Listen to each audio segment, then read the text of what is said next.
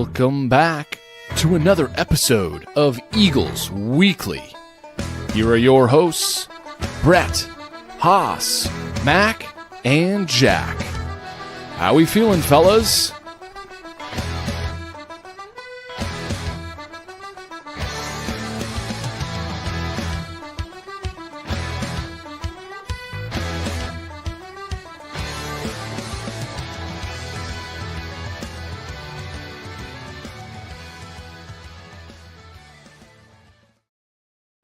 This is episode 49.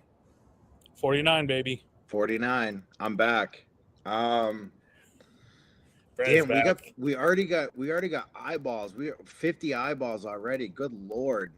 Let's People go. This is great. Welcome back to Eagles Weekly, episode 49. I'm one of your hosts, Brett Ryder, back from the abyss, joined today by international marketing guru, currently in New York, I think. New York. Matt Hutchinson. Look at that background. And chatting, bro. Look at that. We're back, baby. We got the Brett back. Stallion. Oh, yeah. Basketball's back. Let's go. Yeah, Brett, I was telling you, people they've been bugging to hear your take on, Luke Murray coming to the promised land. What is Brett Ryder's take? We need it. Everyone's like, I can't make a decision until I hear Brett Ryder's take on the new coach. I'm serious. That's what they're saying. Wow. It's we got a guy. I think that's first and foremost. We got a guy. Like, we got a real legitimate bona fide head coach. We got one of the top candidates out there. Lot of buzz, and it's not I don't think it's going to be fake buzz. I think that this is a real thing. This is a big boy coaching hire, by the department. They like I said off the air, or on the pre-show, they swung for the fences. They did their thing on this one. Not only am I surprised that they went after and kind of put their cards on the table to get Luke Murray here, but also the fact that they were able to get him to say yes. I think that's also a big thing that I was shocked about. I'm like, oh my God, they landed him. He said yes. I'm sure they had a pony up. And that's also another thing that very, very good to see, that they're willing to make the financial allotment to get this guy in town to really turn this program around. I was expecting a very lackluster hire. I was expecting someone that we probably hadn't heard about. The past coaching cycles, there's been a lot of chatter about certain guys that made way too much sense. And then all of a sudden it's, Jim Christian. Then it's Earl Grant. And it's look, when Earl Grant got hired, I genuinely had no idea who he was. I didn't really hear about him, during the coaching search. I didn't really hear about, I didn't know who he was. I didn't know where he came from. This is a guy, and gutted the roster, and early indications are he's building a really solid team. This is a team that, they're gonna have an identity. They're gonna have an offensive identity, and it looks like he's putting together the right pieces. They're not going after guys who just couldn't hack it on their former team, and they're coming here and they're this is their chance to actually play, the Jason Asamotas, Bowden Kapke, who actually did work out, I would argue, with extended minutes here. A lot of these guys, they were the focal point of their teams. Now, a lot of them are they're coming from mid-majors, but you go down the list, and we'll kind of get into it, but the skill sets that these kids all have, they're very different. And even I can't believe they got that kid Zach. I'm gonna butcher that name all season long. Does anyone know how to say the commit's name? Ooh, don't think Zach so. Right? Smearcar. Yeah, I'm gonna butcher that too. Smearcar. We'll Yeah. call him Zach. But like, he was Illinois. Yeah, they wanted him. They wanted him, and they've hit the international recruiting trail like very hard over the last couple of years. And they've been in the Final Four, the Elite Eight. Like, they've been a very successful program over the last 5 years. And if that's a guy who they wanted and we got him, I like that. I like that. Yeah, I'm thrilled. I'm thrilled. I'm excited. I think it's, by all accounts. The last thing I'll say too is I talked to a couple of former players, like Earl Grant players, just to kind of like see what their kind of thoughts were, and excitement. Like they were thrilled, to see that like this is the guy who's going to replace like their guy. If anyone's going to come in and replace their coach Earl Grant, like they're excited. They're excited to follow along as now alums. So yeah, I'm thrilled. Yeah, man. I feel like the biggest thing is like you were saying though, like it was a shocker that was like the last podcast when on the last podcast we were talking how like much of a shock it was, and like we really still hadn't processed it all. And the fact now that you have like you can tell by the roster he's putting together like what like kind of a basketball mind he has. The fact that you're able to land like a guy from Slovenia, from the European, and like he talked about that in his press conference, how he's going to look at not just the portal, but like Europe and G League, whatever it is that he needs to do to build this roster. And like the biggest thing for me, which we kind of harped on, was is he going to have the money, right? Is he going to actually be able to put together like a winning roster? And the fact that we're getting to see this movement and like the excitement's there is just like, I don't know, it's obviously so refreshing because for 15 years we've just been twiddling our thumbs, waiting for this moment, really. Yeah, no, I mean, that's a great point, Mac. I think it's just refreshing to see positive and exciting discourse about, BC basketball specifically. I mean, it wasn't even negative discourse. There was just no discourse on a national stage before this. And now, I mean, and when there wasn't any discourse, it was pretty negative. So just to see people talk about Luke Murray and just be so excited. And even, people are so excited about these players. I know it's only been about 7 players who have committed here, 7 or 8. People are just so excited about them. It's just great to see because we haven't really seen we didn't see this in the Earl Grant era. Like good players committed to the program, but there was never, this guy's going to turn things around. And I'm not even necessarily saying that any of the guys who have committed can, single-handedly turn the program around. As you said, Brett, they're all mid-major guys. Right. But I mean, it seems like, they all played at the places they were at. And I think what gives us confidence is that Luke Murray is going to get a specific type of player. He's not just going to throw his hat out there and get whoever wants to come here. Right. He knows the type of guy that works in his system. That's why he was so successful at UConn. And so that's kind of what gets me excited. It's not necessarily the player or how many points they average at the previous school. It's that, Luke Murray has probably a vision for this player, right? And knows how he can easily slide into his system. That's what gets me excited. Not necessarily just, this player was a 4-star recruit back in the day and he averaged 18 points last year. Right. Yeah. Matt, can you throw the transfer graphic back up? Yeah, I got you, bud. Yeah.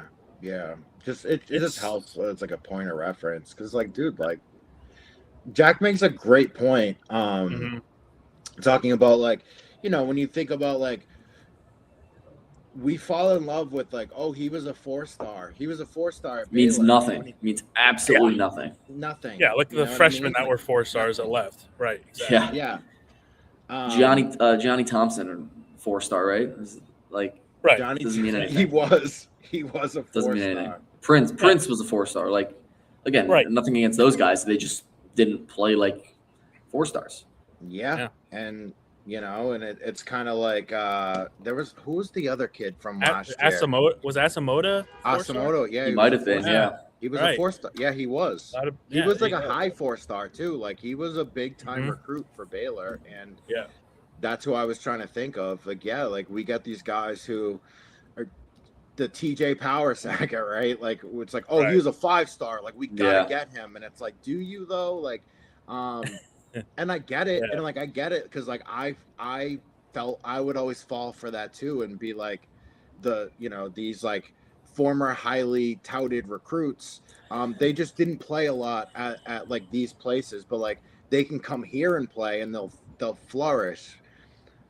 Well, Mhm. it never worked, and you look at like a lot of these guys, like I think we're all gonna fall in love with Money Williams, very quickly. I think He can he's score. going to He can be, score the ball. yeah.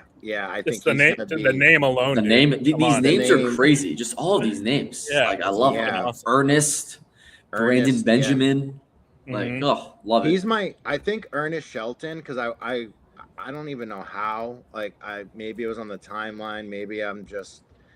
But somehow I came across his like some of his highlights at Merrimack. Like his shot is beautiful. Well, he Like, would he have has a had, pretty if he was on our release. team last year, It's he a would have had the beautiful most shot. threes. He had more threes than any player on BC's team last year, and I think it was by a good margin. So he can shoot the ball.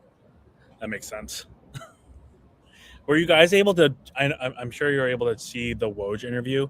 I feel like Yeah. I want to get your guys' take on that, but the biggest thing that stuck out to me was, I know this might have been like a pivot to one of like what Woj was asking Luke Murray in the interview, but he did talk about how like as much as the NIL money and like that being a big balance to what when he was getting hired, like it seemed to me he really like understood like where BC was coming from, like growing up in New England, and like he obviously like followed the team when they were going to the tournament every year, and the fact that he kind of was like, I had to sell myself too, like he really kind of sold the whole, I really wanted this job and understood this was like a pretty cool opportunity. I feel like he understood the whole, BC, yeah, we might have sucked for the last 15 years, but it is a brand that like you don't have to like recreate the brand. The brand exists. Like BC, everyone knows when you say Boston College where it is, the whole story behind it. They just got to win. And his whole thing is like, I just got to put a roster together and win. And then BC's back. I mean, like he gets that opportunity, and like I don't know. That's the biggest thing that stuck out to me, and I'm interested in what kind of stuck out to you guys in that, because the fact that Woj is even interviewing our head basketball coach is pretty awesome. Did you guys watch that? I haven't got a chance to watch it or listen to it. Yeah, so I checked it out. Kind of my similar thoughts to Mac. Yeah, it just seems he's so bought in. Like he's excited. Yeah. And like, and that, I mean, obviously any coach would be, but especially for a coach like Luke Murray, where he, at least we think he would have had other opportunities elsewhere. He really wanted to be head coach, and he really wanted to come to Boston College.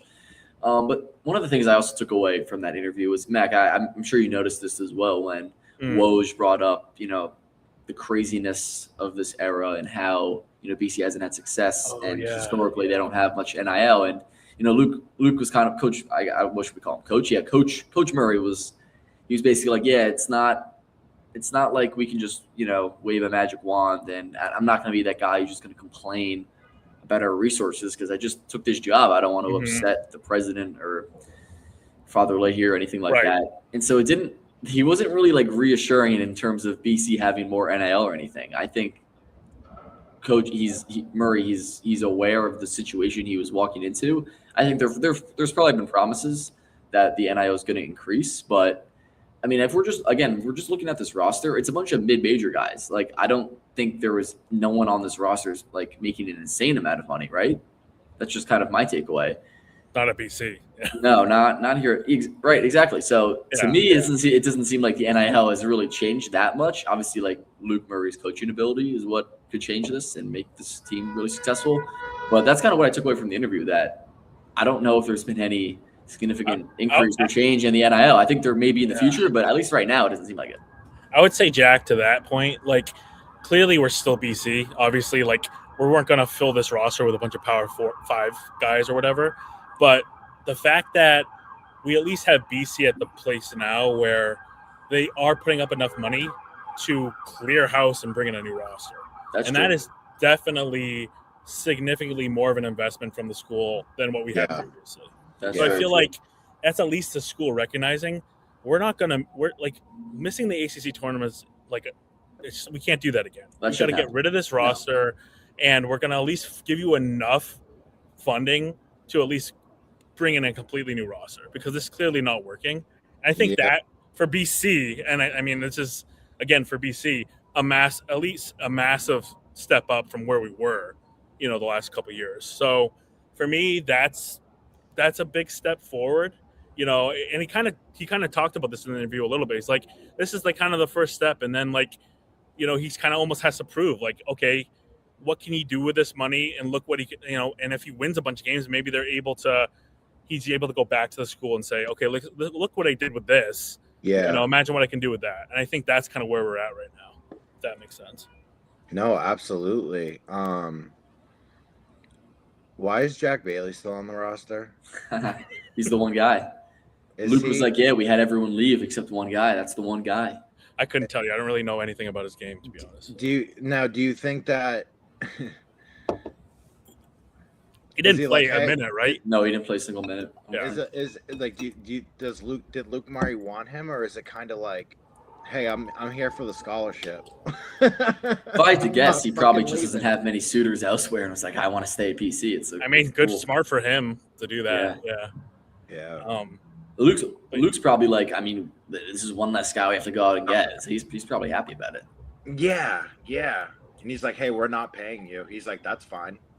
Yeah, because it also seemed like in the Woj interview that Luke was kind of like, yeah, I mean, everyone left. Like he didn't seem like he made them leave. He was like, yeah, they all left, which he's probably not sad about that, but it definitely is a crazy task to bring in 15 new guys, right? Mm-hmm. I'll say one more thing about that interview too, Jack and Brett, is that like, as much as I don't know how real it is, because he has to say these things because he's the new coach and he has to basically create a whole new roster.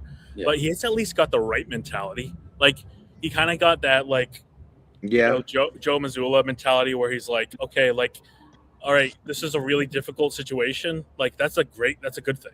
You know what I mean? And he kind of talked about, like, the whole college basketball landscape and NIL and transfer portal being like he was really, he basically said he's excited about that he can from scratch kind of look at players and build that roster himself, which obviously he hasn't had the opportunity to do yet. And, he obviously helped build a roster at UConn with, under Dan, but like the fact that he now gets to be like, this is my baby. I'm going to like basically create everything from scratch. He was like, He's got the right mentality at the very least. Sure. And I think that's super refreshing as well. Yeah, no, absolutely. I mean, they have the resources here, they have the Hogue Pavilion, whatever. Is that what it's called? The Hogue. Yeah. The Hogue, like man. That, that's what 3 years old maybe. So he's got the facilities here. Ooh, okay, Mac. Quick draw McGraw here. It's beautiful, man. It's a beautiful thing. I mean, honestly, that definitely helped. You saw those images online of like Luke bringing the kids around campus. I mean, not going to lie, Boston College is one of the most beautiful campuses in the world. So absolutely, you add the Hogue to that. I mean, especially these kids come from a mid-major that balled up. Yeah, it's definitely nicer than what they've had. This is what should be happening at BC. Like, we're in the ACC. Like, we should be bringing in players that outdid themselves in mid-major. Yeah, 100%. That's how it should be. 100%. That's what I love about this. And it's like, this doesn't feel like false hope where we're like, well, if Asamoah plays like a 4-star and, this Kapke kid plays like Quentin Post, and if Donald Hand does what he did and it's just like all these like ifs and coulds and maybes, and these guys could potentially fit together and all this. And it's like, this feels more like a roadmap and more kind of like a formulated plan. Yeah. Great word there. Yeah. That's exactly that's exactly how I feel about it, and it's nice. No, yeah. I mean, I totally agree with that. And it's also, and yeah, it is just exciting. And I don't want to be like the Debbie Downer or anything, but you know, the people out there saying that, oh, Luke Murray's building a monster. Like, I don't know if this is a monster, but I think he's building something, and him building anything is I'll get excited about. Like, Yeah. because anything was kind of better than, you know, not to just harp on Earl here, but the roster construction, there wasn't really a set way he would build rosters. I think it was kind of just get anyone who you could get. Right. Luke Murray, I think he has a plan and he has a vision. And, you know, I'm not going to say he's building a monster, but I think he's building something, and I'm excited about whatever he's building. Dude, I just laugh at that, Jack, because like the very first Eagles Weekly podcast we did. Yeah. Remember the napkin, Brett? Yeah. With Bill O'Brien building a monster. I mean, listen. And, you know, we're not there yet, but like I'm telling you, when I was at the press conference, it felt like the same energy when they announced Bill. Yeah. And how's that been though? The difference though is that I feel like at the very least, like you have football moving very similarly in the basketball direction where, okay, at least there's like some extra support, like the same way, you know, BC football last year, you know, unexcusably went, you know, didn't, right? So now you have more support. They basically brought in a significant part of their roster as well. Basketball, now at least the school's doing that. And then you kind of see that with his staff bringing in and you know, whether it's Kenyatta Watson with football or it's the new director of ops and the new conditioner with basketball, you're kind of seeing at least the right moves and at least some support from the school to a certain level, which is for BC significant from last year. And Jack, I think you have the list of like the coaches too that he brought in, right? Yeah. The assistants and everything. Yeah, I'm not going to pretend I'm an expert on these guys he brought in, but definitely excited. I mean, strength and conditioning coach Mike Boomeyer, might have butchered that last name, but just from some quick reading, he was in the Marines for about 5 years and has been an assistant coach or strength and conditioning coach ever since at a few different places. So that gets me excited. I think he was at Kentucky. He was at University of Texas at Arlington. He was at Furman. So yeah, him coming in as a strength and conditioning coach, which is big, and then a few other assistant coaches: Kyle Griffin, Matthew Johnson, and Brendan Straw. One of those guys. Kyle Griffin coming from Florida Gulf Coast, and then Matthew Johnson. He's coming from, I believe, he was at Princeton, and before that, 6 years at Connecticut at UConn with Luke Murray for most of that time. And then Brendan Straw is coming from Syracuse as an assistant under Adrian Altry. And then lastly, Tim O'Toole, which is BC's chief of staff. I don't really know what chief of staff means, but Tim O'Toole, I don't know if you guys are familiar with him. He's been an assistant coach in college basketball for years. I kind of know of him. He's from the area that I live in Westchester. So he worked under Coach K, Jim Boeheim back in the day. And most recently, he was at Pitt for about 8 years under Jeff Capel. And then Pitt made Jeff Capel but there were rumors he was going to be fired. He wasn't fired, but instead Pitt fired a few of their assistant coaches, including Tim O'Toole. So now Tim O'Toole ends up with us at BC. And I think, phenomenal hire. He's kind of like the Molinari of this squad, I would say, kind of the older guy, has a bunch of experience. And so, I'm super excited about this staff. It seems like there's a bunch of young, hungry guys on the staff. And then you kind of have the older statesmen as well.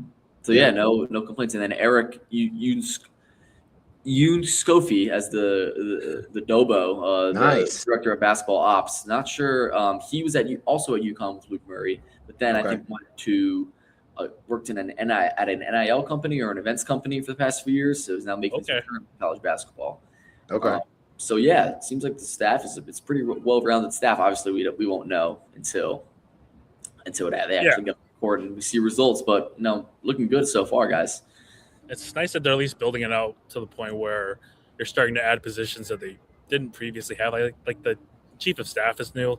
I'm assuming that's going to be like the Verge Nigerian of basketball, basically, where he kind of takes stuff off of Luke's hands that, he doesn't need to be spending time on, which is travel, logistics, all that good stuff that comes with being a head coach. So that's nice. Again, they're giving more assistance to that head coach position, which is huge. But clearly a step in the right direction. I mean, what we're talking about here, like, Do was we have like depressing do we have months like a ago. Kenyatta for basketball? Like a That's the GM. thing. It was Dana Abrams, right? Yeah. He's not listed on BC under basketball staff, coaching staff. Okay. So I I don't haven't know if heard he's GM. I don't know yet. if he's still I don't know if he's still with BC. I don't know what the deal is with that. Yeah, I guess we'll just have to wait for those answers. Yeah.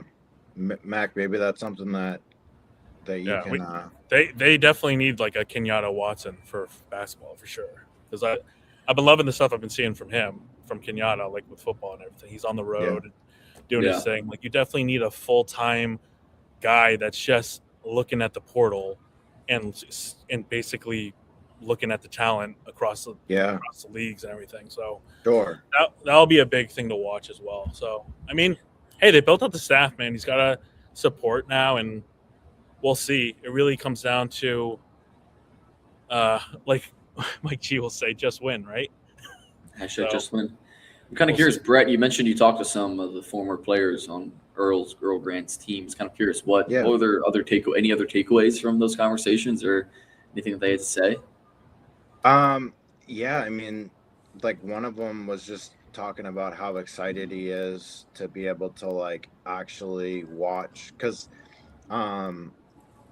the guy that I still like text with and talk to, like, outside of just basketball, just in general, you know, like, he's been following the team since he left. And like, I remember last year he was talking about, like, he texted me about Donald Hands, and he's like, I don't know, like, what's up with the shot. He's like, I noticed it when we were working out together over the summer, like this or that. So he's like still like very plugged into the BC basketball scene. I think you both know who I'm talking about. Yeah. Yeah. And yeah, I mean, he's just like super pumped, like couldn't really believe that they got a guy like that, like an offensive guy like that. He's like, I wish that, you know, he's like, I would have thrived in his system from like a 3-point perspective. Yeah. So definitely like impressed with like the hire, with like his basketball acumen and like what he is going to like bring to BC. And yeah, I mean both of the players that I spoke with are just like thrilled that BC, and like shocked. Both of them were very surprised that BC was able to, you know, land a guy of his stature. Because I was just curious, you know what I mean? Like we're obviously fans, like we cover the team, we you know, are fans of of, you know, BC in general. So sometimes it's kind of hard to form, you know, an opinion. So I do like to ask like players, you know, kind of their thoughts, because they're actually involved, you know, and played in college basketball, so they definitely have a little bit more of an understanding than someone like me. So I always like to get like their viewpoints on stuff like that. Like, obviously, Mac, I know like you have more of a relationship with like football players than I do, whereas like I have, you know, pretty good rapport with some of the BC basketball players. So it's definitely interesting, and it almost like validates me, because I mean, whoever, you know, I shouldn't say whoever they hired I was going to be excited about, because that's not true. Because obviously, if they, you know, definitely not true. Yeah, no. Even some of the names that they had floated out prior, was, ooh, I don't like that. You know, like, what was the guy? Like Dan Hurley's brother. I was like, no. And Thank dude, you. my dark horse went to Syracuse. That was crazy. Oh, Jerry McNamara. Yeah. That would have been cool. That would have been pretty cool. Yeah. I know a lot of people were like big on Joe Gallo. I would have been fine with it, but I would have been like, I think if they got Joe Gallo, I would have been like weary. Like, yeah, I wouldn't be as excited. This is definitely the most exciting one. Yeah, like I don't want to. 100%. I don't want to do that whole like give a guy a chance, you know, on like the big stage to like, you know, see what he can do, because we've done that now 3 or 4 times. with our last coaching hires, and it hasn't worked here. Doesn't get the fan base juiced. It doesn't get better players in the door. There's not like a true vision with that, a plan. Where I feel like with this, it's kind of like we have the plan, we have the vision. People are excited about it. People believe. I think people like truly like believe in this guy. It's not like this false, everlasting hope that BC basketball is coming back. But yeah, I mean, just in general, like this. I mean, yeah, this has to be the best case scenario, right? Like at least of all the names that were floated, at least absolutely. the names that were floated that were like realistic options. Like obviously, there was like guys out there that it was like we're never going, weren't going to get. Yeah. I would honestly argue that like Luke Murray was kind of on that list for me. Where it was none of us thought it was possible. Yeah, like Luke Murray was on that list of candidates where I was like, cool, that's never going to happen, Yeah, for sure. And then when, I still like can't, and it's like Bill Murray's son. It's cool, man. Like we're going to see Bill Murray like in Conti next year with like BC gear on, like. Yeah, that's going to be like the number one burner picture. Like I think just like every single burner account for Boston College is going to have like the Bill Murray with a BC hat on. The first time it hits the timeline, like that's going to be the thing. The true chestnut Bill, if you want to say it. We bring that. Yeah. And like Yeah. Oh, what are your guys' thoughts on that? Just as the last thing to report, which was, I think today, Jack, it came out that Earl Grant's moving on to Tennessee basketball as an assistant.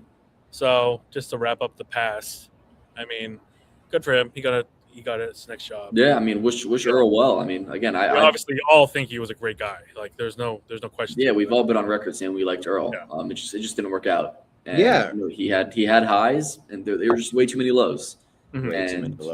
And I don't think BC did him any favors with NIL or anything like that. But obviously, his coaching style and philosophy wasn't translating to enough wins. So, but as an assistant, as a player developer, I mean, we all thought he was pretty solid. So hopefully he does well in Tennessee.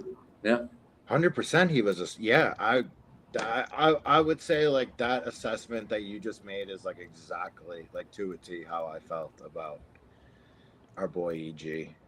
Poor guy. Yeah. I mean, he's in the SEC now, so yeah, it's pretty cool. It will be interesting. I feel like it's going to be like night and day with the way that probably Luke's going to run his.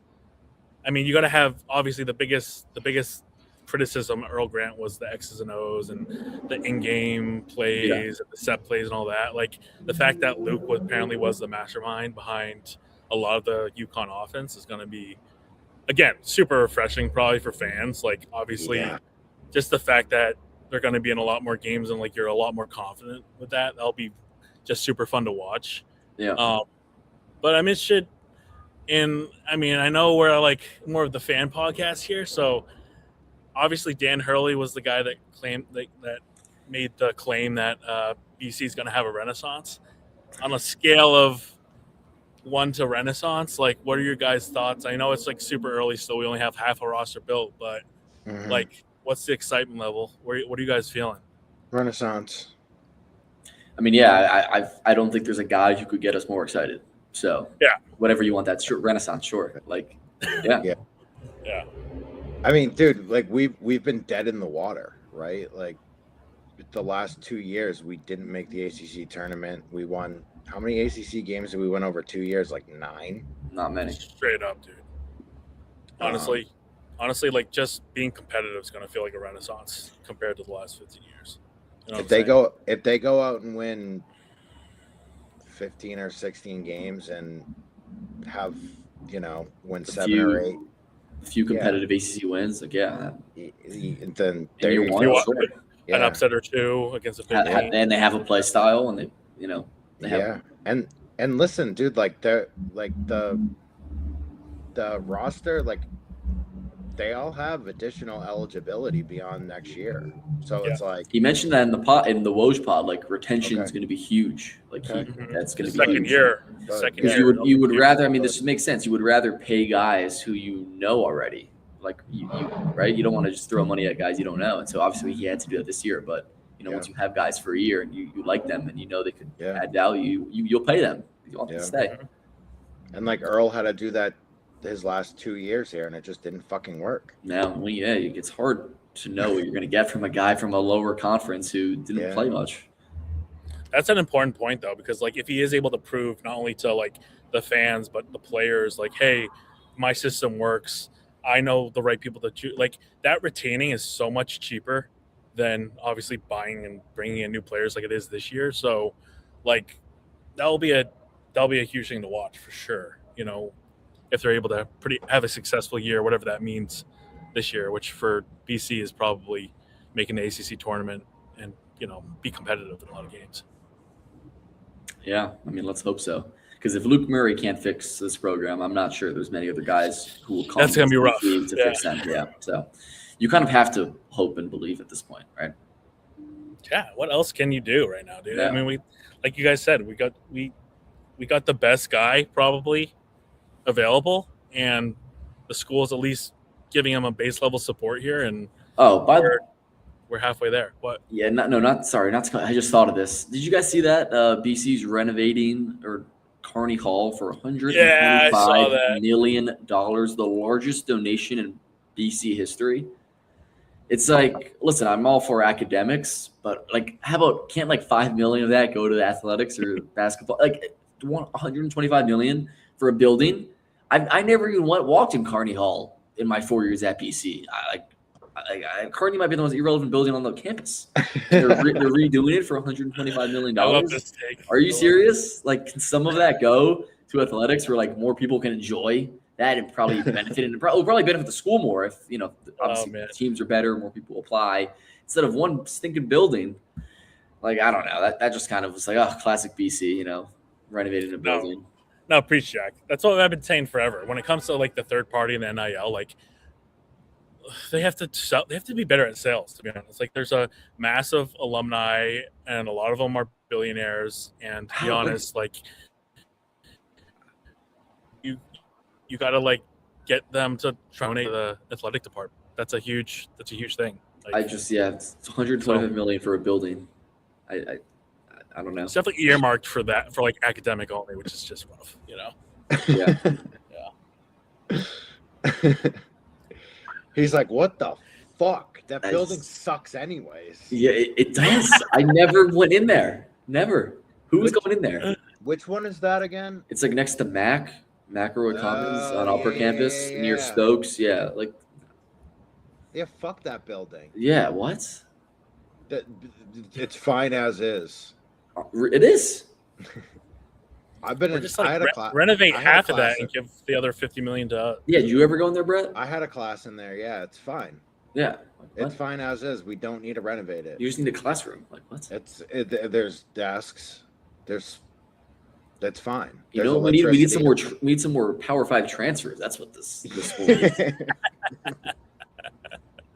It's so much freaking money. We need more height. Yeah. What the fuck are we talking about here? That's inches. Like if anything, let's renovate Conti. Yeah, honestly. Honestly, like Conti is like long overdue for like an upgrade, for like an update. They probably won't want to redo it until it's packed. Yeah. Yeah, they're like, we're not putting. No one goes there anyway for games. Let's relax. We said this this a bunch. The bones are good, dude, on alumni and Conti. We just gotta get it to that next level, because like when did they build that? Like, or when was like what in the 90s when they So like let's get it popping and let's make some tourneys and let's race. I mean, honestly, what Jack just talked about with like the donor class and getting them to get excited about it, that's a huge thing. Like I mean, I think that's a big reason why they're doing that little football thing in the middle of the 50-yard line, is to try and get the donor class in there and get them a little more excited, because you're going to have to get them in the stadium and excited about this program, because, you know, there is $125 million somewhere, but like, you got to win and you got to, like, you know, make relationships there for sure. Yeah. Yeah, but that's kind of all my takes, guys. I don't know if you have anything else to add or anything, but yeah, overall, just exciting times, right? Very exciting times. I'm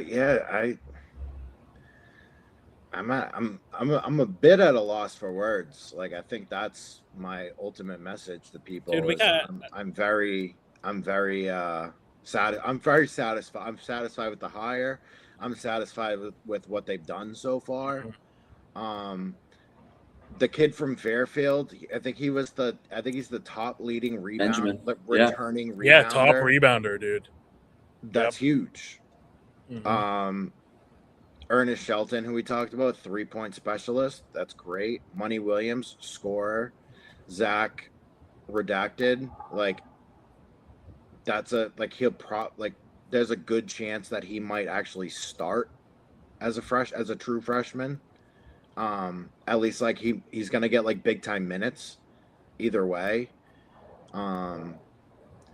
Kobe Duggan, like, I don't really know much about him. I guess he's local. I don't know if you guys know much about him. And then the Franco one, I don't know much about him either, but from Northeastern. But I'm just guessing that, like, they probably there's something that they see in these guys that's why they're bringing, like, these people in. And then with Luke, is his name Luke Hunger? He's hungry, bro. Oh, that's awesome. We got Money and Hunger on the same team. This is great. I know, great names. Yeah, you were spot on. But Ernest Shelton, Luke Hunger, and Money Williams. Ernest. And then we got Money Williams and a Brandon Benjamin on the same MFN team. Some great names. Kidding me? Kidding me? Let's go. Yeah, there we go, fellas. Brandon Benjamin's was a freshman last year.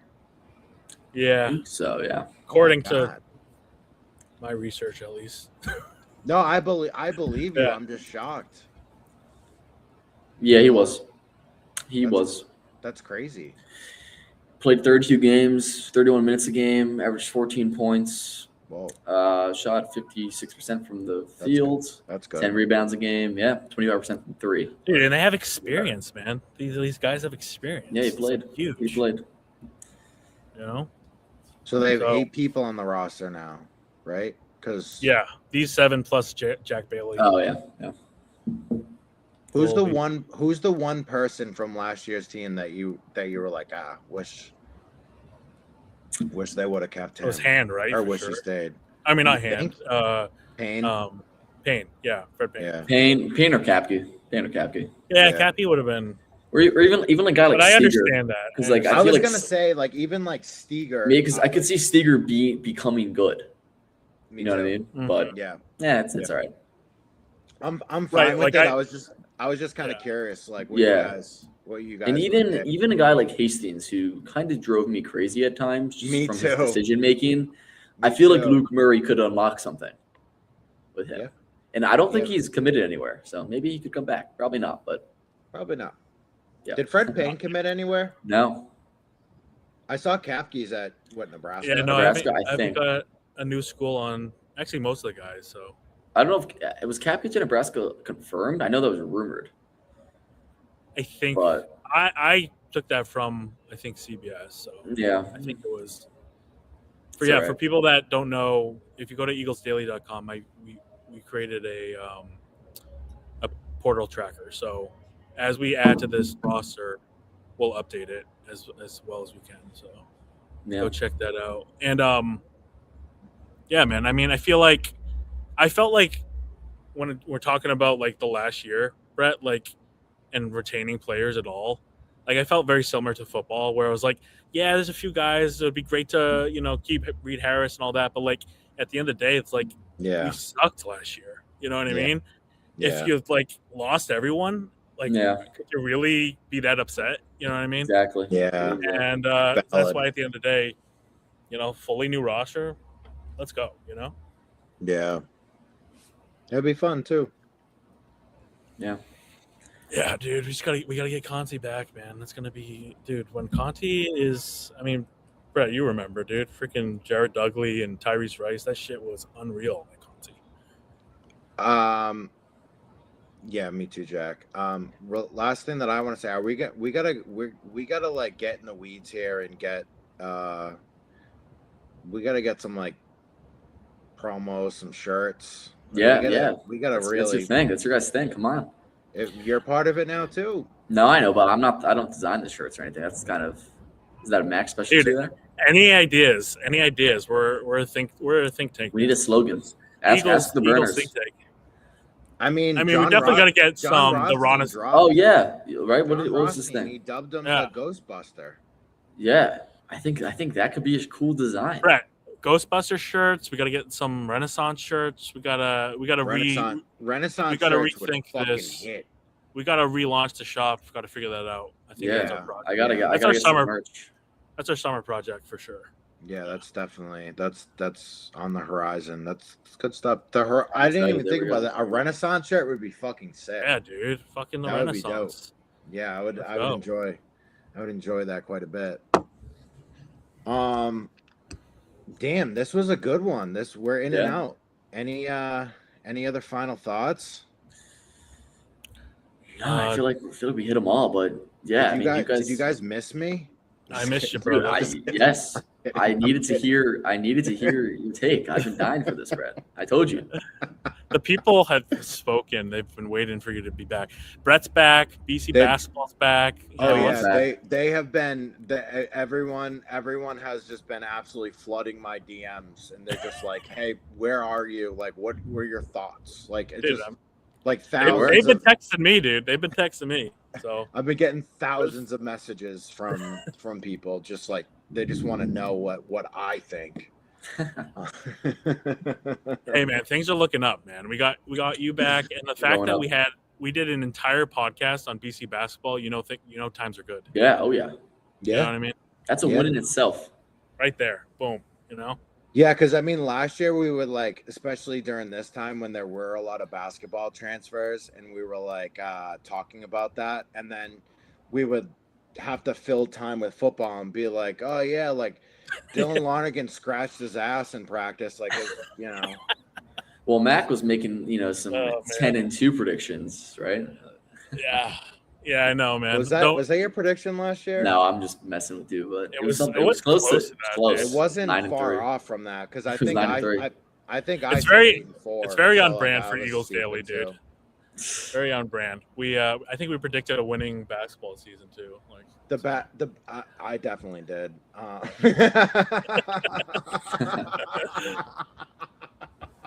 I've been telling the guys at football practice. I'm like, dude, don't listen to a single thing I tweet or say because like I never was more wrong on that. I think everyone was wrong. So it wasn't just you. Any prediction or anything that I have, like I have to like do think the opposite. Honestly, like historically, it's like except for the Luke Murray thing because like this is like a can't miss. Yeah, I hope you're not wrong here. If I don't know what we're gonna do if I am, or if all of us are, because the consensus is that we all love it. So if this goes down the tubes, and we're screwed. Not only are we back with basketball, we got to shut out the bird ball, dude. Oh yeah, talk about it. Top 25. We've been top 25 for the last 4 or 5 weeks or whatever. Yeah.